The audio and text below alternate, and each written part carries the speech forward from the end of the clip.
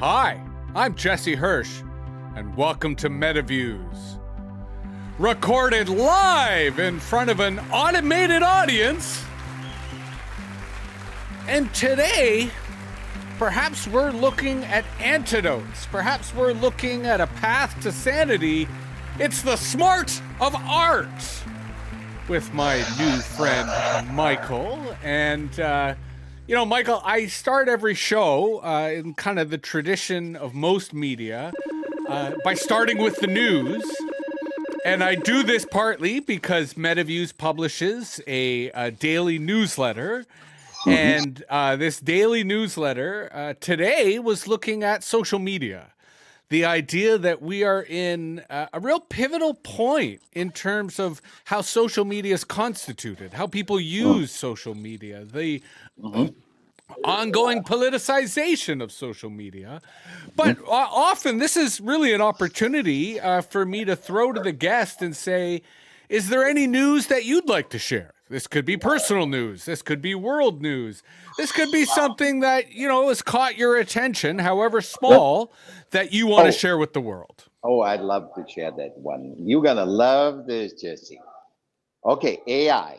This came a couple of days ago to me. That's my news that I pick up. Yeah. Yes.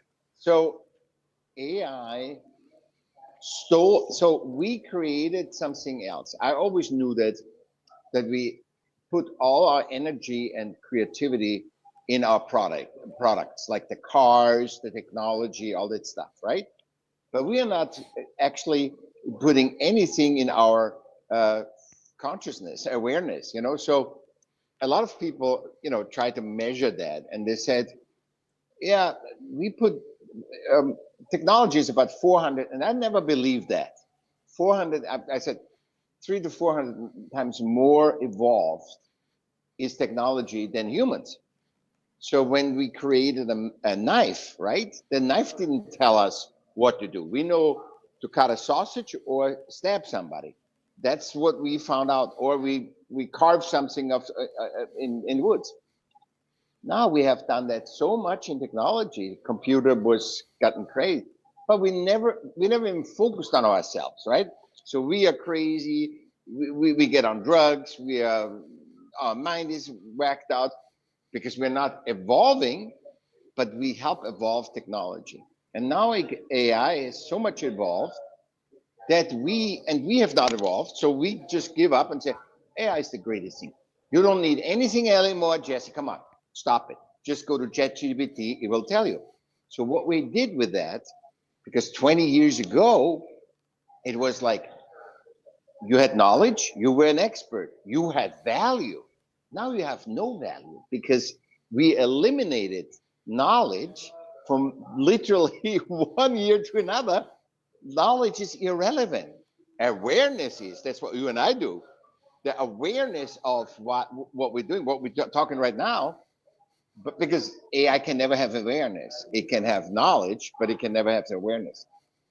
But this is how, not only does it take our jobs that are repetitively, because the moment AI sees it's a repetitive job, it will do it, because nobody wants to deal. See, technology doesn't want to deal with humans because they're not as accurate. They're not, and so also it costs money. So no, let's start for humans, and we don't need the knowledge either. We are definitely going to spend some time shortly talking about awareness, although you have evoked quite conveniently the subject of our second segment, which we call WTF, or What's the Future?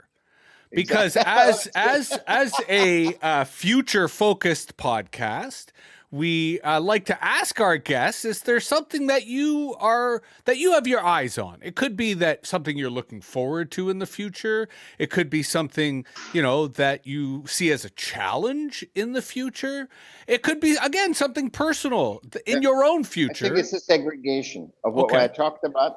It's the segregation. I think the world will, it's already segregating into technology, AI, robotics, and the other one will rediscover humanity. because it took us, billions from a one cellar to being human. It's millions of years, and we believe we can access that knowledge and study nature. Which, when we study nature, we actually really learn, and also we evolve too because we are part of it. We cannot be against. See, so that is one part. The other part is going to be all technology. We'll move to Mars. We'll move to anything. It will be very hard to do that. And when you say segregation, do you mean like in conflict, or do you mean completely No. separate? Separate. We won't see each other because we don't see each other now. Yeah. Because there's certain things, you sit somewhere and people walk by you, they don't even see you. And also this is the first thing. Is this like first thing that, two congruent worlds, like two worlds that coexist and yet they are completely distinct? There are already many parallel worlds already, but the big one, the physical, will really segregate. So that's Please, I'm curious. Please elaborate. Like, give us a vision of describe some examples, please. Elon just said that they did with digital. They did a digital copy of the world. Now, how can that ever work? It took us millions of years to create, and there's a couple of guys coming, and in 10 years they're gonna create the double the world in digital realm. It's like the metaverse. People are not even grounded in the now here, and now they're going into another world, which is where they can be superstars, right? Yeah, but it's not fulfilling because we are all interconnected, and so the delusion of we are not interconnected is in the technology world. We're in the natural world, in the human-centric world. We know we are all interconnected. We know we are part of nature. We know that animals, for example, every dog is different. Every single dog, any cat is different. If you had a couple of cats, a couple of dogs, a couple of pets, they're different. So this is going to be all more, that's why I segregated. I was like, till 50, I was totally system relevant. I wanted to just, be the big shot, I don't care. I need to know anything. I don't care anymore. So, because knowledge is gone anyway. It's all about awareness. Part of the reason we have this "What's the Future" segment, right, is everyone's conception of the future is to preview where we're headed with this, a form of awareness, right? It's an expression of their awareness of their present and therefore their future. Yeah. Mm-hmm. But the other side to the future discussion is trust. Because our sense of the future is very much a reflection of kind of who we trust and the stories we hear and which stories we trust. So you've given quite a compelling vision of the future, and where you and I have a lot of overlap, which we'll get into, is the human and nature being inherent and intertwined. But do you trust? But let me ask you this question: do you trust Mr. Musk? Do you trust the champions of AI and the predictions for the future that they make, or are you appropriating from their stories the pieces that match your awareness? So it's not so much that you trust them. Appropriate the second. Appropriate awareness. I have nothing against. Elon is a part of me. I'm a part of Elon. You too. Sure. We are all interconnected. So he has free will, and he can believe we're going to get into a digital world and we're going to move to Mars and we're going to do this and whatever. And also, I think he has a lot of fear also that we're going to kill each other on the Earth. And then that's why he has to go to Mars. And it's just better surviving than, even though it's not fun on Mars, beautiful, this is so beautiful. The Earth. Well, he also believes that there aren't going to be enough of us, which is why he's having children with anyone who will carry his child, right? Yeah. So I ask only because I, as a skeptic, that if he says left, I say right. If he says jump, I say duck. And to your point, it is based on the inherent connection that I share with him in our shared humanity. And I just see him as a bizarro world that, again, my instincts tell me to do the opposite. But I feel a real compulsion, and this is where We get into our feature discussion as part of every episode of MetaViews. That was our turkey prez going into nest in an old oak tree. Let's talk about awareness, because it strikes me that awareness is both kind of central to what it is that you do as an artist, as a philosopher, as an intellectual. But also, we are at an interesting moment of collective awareness, an interesting moment of individual awareness. And you alluded to it earlier when you said, you know, technology is evolving at this rapid pace. But what about humans?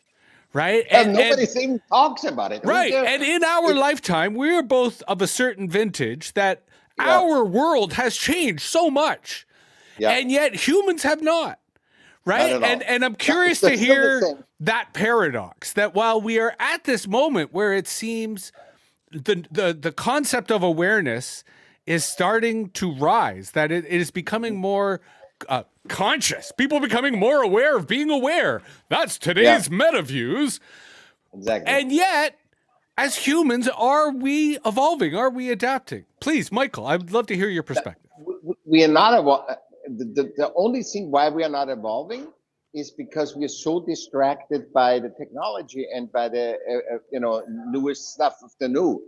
And then the only way even the media can hold on is also distracting us by selecting because nobody's perfect, right? Selecting our thoughts and amplifying our thoughts like crazy, like, oh, King Charles didn't look right to his kids or whatever, you know? So it's the negativity is to get attention. So we do attention, and nobody knows. We all try to survive, and we're all in a scarcity. You know, we created that over. This is what I discovered is over generation. It's never enough. So if you and I make $100,000 right now, tomorrow we have to make 120. So it's never enough. So we can scale. That's the secret. Where all of a sudden, 5 years ago, everybody says scaling. What is scaling? Oh, expanding. Okay, you expand. But when you can't expand anymore, let's say we have in Ottawa, we have all horses, right? We can't expand it. So what made us the number one horse tender, is, because we're really good with horses. We have enough personnel that knows. We have the good hay, we have the good food, we have all this stuff. And what happens then, when we have scaled everything? So there is only a one alternative, because there's no opposite. It's not hot, cold. It's systemically hot, cold, right, wrong. But it's never enough, no matter what. It has no opposite. It has only an alternative: save costs, cost saving. So let's say we have all the horses. Now we have to go cost saving, because we have it's never enough every year. So we go in cost saving. So we literally castrate the very point that made us famous and made us number one in Ottawa. made us the kings of horses. And we have to cut that because we have to save costs. Less food, less blankets, less people that tend the horses. The stables don't get clean. There's no, we're just saving. And then we take everything from humans, we throw them out. So, it's insanity. It's absolute insanity. And that drives everybody for generations. That's why the financial principles need to be updated. They're outdated. You seem to draw attention. I'd like you to elaborate or unpack, which is between awareness and attention. Right. And almost as if there is that attention is part of the distraction, and awareness involves a different relationship with attention. Am I reading you right there? I wasn't even thinking. Thank you for making me aware of this. I wasn't aware of that. So that is a kind of absolutely. I mean, look, we have knowledge, we have attention to become aware. So we have to experience the physical life, and we can do that that's why everybody wanted to have knowledge. So they became aware of the higher truths, and knowledge is now gone. So we have literally giving that up. Well, before we know how we're going to value humans. See, now we have not, well, we have always technology, Yeah. technology, Yeah. technology. Now we don't value humans anymore. So now that's gone. How can humans ever go there? Because everybody's in fight flight. They want to survive. So let's bring it then to, the second pillar of our conversation, which Yeah. is humanity, right? Mm-hmm. What are the and this is a two-part question. What are the methods to reclaim that humanity, right? To reconnect with that humanity? And the second part, how does that tie into our notion of awareness and collective awareness? Because I It's, assume that they're intrinsic. yeah. The thing is, it's a loop. Because if you're not a, for example, if you're a woman and you wake up in the morning and you feel really sick, not a second time sick. So what did we eat? Hey, tell me, Jesse, what did we ate yesterday? And you say, hey, do we have anything that's rotten or anything? And then you go to the doctor on the third day and you find out you're pregnant. Do you see how the whole perspective changes? Because before you thought you did a mistake, then you're finally pregnant that you wanted to be, and it's just completely because you believe what you feel, and you say, oh my God, it must be that. You always need an answer. You must be this, it must be that. But it often isn't. And when doctors look at you, so you need to be aware. It's a loop. You cannot be aware of humans if you're not aware. If you're not aware that humans, for example, are not segregated from nature. If science tells you we can do with nature whatever we want, then we're not aware. And where do you think that arrogance comes from? I mean, beyond just I don't think it's an science. arrogance. I think Go it's ahead. arrogance. I don't think it's arrogance. I think it's not aware. Yeah. I think people, for example, today, I think all the people want to do good, but in good intent, gets you into hell or something. There's a wording. Good. It's not about good intent. It's about actually effectiveness, because nature is very effective. Mm-hmm. If something doesn't work in nature, it adjusts, adapts, or it extinguishes that. Yeah. So the thing. Yeah. Is this an architectural issue in terms of the cement and the glass of a city environment disconnecting from nature versus, Yeah. in a more green environment, right? In a more natural setting, I assume it's easier to reconnect with that kind of that feedback Absolutely. loop that you're describing. Yeah. Yeah. Because if you think you can just, I'm just, it's never enough. The financial principles. Oh, I have a forest. I'm just cutting the forest and sell the wood. But sometimes I'm running out. If I don't look at the sustainability, I'm running out of it. And the earth is very abundant. And people said, okay, we just take that and we change this and we change that. And now we know it after the fact. It's so sad that we have to really go into a horrible state of being. Millions of people are sick, million people are poverty, all this stuff. And then we say, oh, now it's much harder than if you say, hey, we are what we are. We are part of nature. We are all interconnected. We can't just be on linear, binary thought to say, okay, this is what we do. We have systems that are linear on binary thought, but they are, once they're established, people just leave them alone. And I'm very propagating that we need to go make life systems that are aligned to the consciousness that we have. So we're finding out tomorrow that when you do this with milk, it kills people. We got to stop. Or if it's just good, then we promote, this is good. This milk is good. Or what I say, everybody is one-on-one, a part of the whole, which is nature first, not God. Well, I'd give me some examples of these life systems, like sort of, and what I'm looking for here, again, short of utopia, is transitions, right? What are the types of systems that help get us out of this current kind of negative feedback loop? I think the first thing, what I would do, the first thing that's so obvious is to update the financial principles and say, what is the opposite if it's never enough, no matter what we do? Because that's a snap rule. What is the opposite? I'm not having the opposite. I probably think because we're human and because we're part of that. So we cannot segregate us out and saying, it's never enough no matter what. and then just say, okay, if not, then the humans die, which is basically what it leads to, because we're creating a scarcity. It's never enough, no matter what we do. Even if in the parts of the world where we are abundant, there's overabundance of bullshit. Not overabundance of feeling good. No, you have 250 cars. You have, not one house. You need to have a house with. But 82. what's the alternate system though?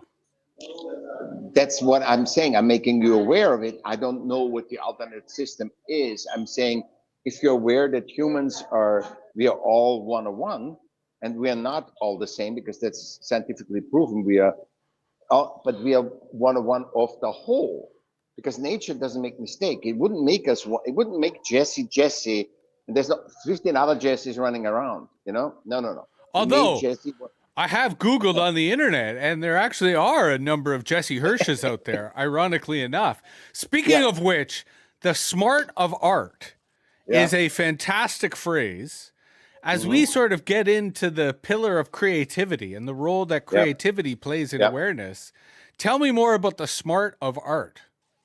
As a matter of fact, art creation, because I'm so neurodiverse, I couldn't do anything. I stuttered. I couldn't read, and the people at that time, 50 years ago, they said, "Oh, you have to still read. We did diagnose you as dyslexic, but you still have to do all the stuff everybody else." So what the hell? It's like you are white, you are black, but it doesn't make a difference. So, art was my savior. Art creation, not art. The art I liked also art, obviously, but the art creation, and actually the art creation made me aware of, and that I went into the art creation and taught that and had my own class and whatever. And I'm an art advisor and creativity advisor. And I don't know anything about art history, so I'm not interested in that. I'm interested in the magic that happens when we create something, and the correlation, the connection between creation and awareness, and the feedback, the feedback of that you get to yourself. So when you have little kids and they're crazy, then you say, hey, do something, create it. And when the kid sees what they created when they were in the upset state, they actually really, you see them shifting. So when somebody angry and I put him into front of a thing and let him express the anger on the thing, they actually, or I show him that when he calmed down, or she, and show him this, you see how that person shifts. It's magic, So that's the art got me actually into human centricity, because I saw there's no, you need to, when you see kids draw a house, right, and a yard and the cat and whatever, every kid makes it different. Makes it one-on-one, and kids don't say, "Oh, that's ugly," or "Why do you do this?" It's just the an instinct. Yeah, it's the instinctual expression is so beautiful. As an educator, as a champion of creativity.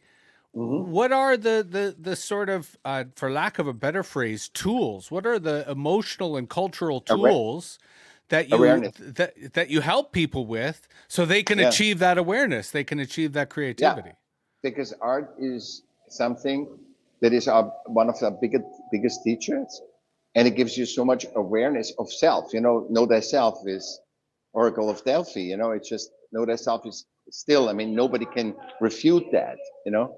Because know thyself is know your one-on-oneness, that you are of the whole, of whole nature. What? Don't jump into God. When people jump into God, that's a problem, because it's too far. But if you just see it in nature first, you get a sense of godliness, of your own godliness, when you say, hey, I'm a part of this nature and a part of Jesse. But would you recognize that very few know thyself, that we live in a society of distraction where there aren't the right rewards, there aren't the right encouragement, support for people to do what you're asking, even be creative, let alone try to know thyself? Yeah, I think everybody knows themselves. I think that but we are distracted. So when I say to you, Jesse, okay, when you do this, this happens, and you're not thinking, it's happening to you. You know, I know it's a fact when you do this to that, this is happening. You know it. You have experienced it, but you're so distracted, you go right into it.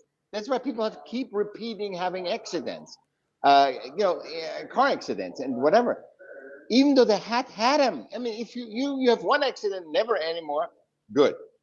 But it's just they're not learning. They're not learning. They're not becoming aware, and they think, "Oh, the other person hit me." Yeah, you're not segregated. yeah. So we one of the segments that we like to end on with every episode is called shoutouts, because I think we tend to stand on the shoulders of giants, certainly when we conceptualize big topics like awareness and humanity and creativity. Yeah. So are there any thinkers? Are there any people, dead or alive, who you think our audience should know about that might help them on the path towards creativity and humanity and awareness? Of course, in addition to yourself, who your own website, michaellm.com, is a phenomenal resource around your work and your ideas. But who would you shout out? Who do you think the world, in particular our audience, needs to pay closer attention to? So first of all, I need to tell your audience, your teacher is ready when you are. So I started with Tony Robbins, with all these people, and currently I'm working, I'm listening, I'm not working. It's nobody has the answer for you because you're 101. But people have good thoughts and helpful tools to teach you. So for example, I had extreme sleep apnea and asthma. And Buteyko, Patrick, what's his name? God, Patrick McEwen, for example, he taught me breathing, and that changed my life. I mean, I do 40 minutes breathing before I wake up, everything, and don't think or meditate or anything. I just do the breathing, and that helped me physically, mentally, everything. And I didn't know that before I was 55 or something. So then